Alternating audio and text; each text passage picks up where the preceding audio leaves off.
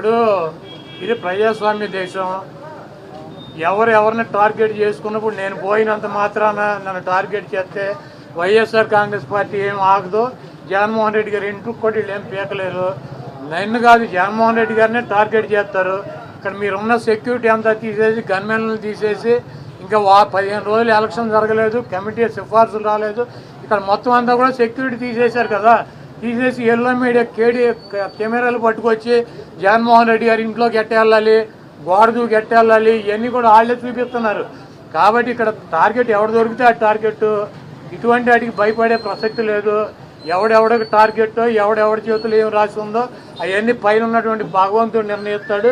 ఎవరి టార్గెట్లు ఎవరికి ఏమవుతుందో చూద్దాం రాబోయే రోజుల్లో.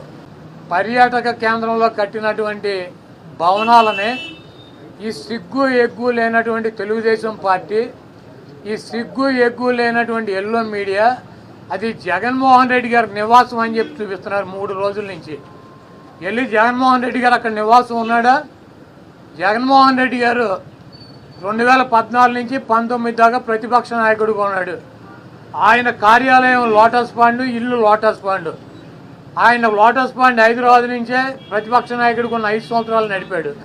ముఖ్యమంత్రి అయిన తర్వాత 5 సంవత్సరాలు ఈ తాడేపల్లిలో ఉన్నటువంటి ఇల్లు క్యాంప్ ఆఫీస్ ఇక్కడి నుంచే నడిపాడు. ఆయన కార్యాలయాన్ని కానీ ఇంటిని కానీ. జగన్మోహన్ రెడ్డి గారి రక్తంలో లేదు.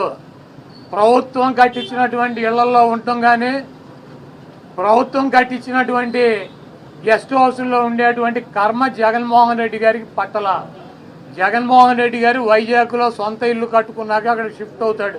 అంతేగాని టూరిజం ప్లేస్లో కట్టినటువంటి ఆ హౌస్లో జగన్మోహన్ రెడ్డి గారు వెళ్తాడని చెప్పి ఎవడు చెప్పాడు వీళ్ళకి, వెధవులకే?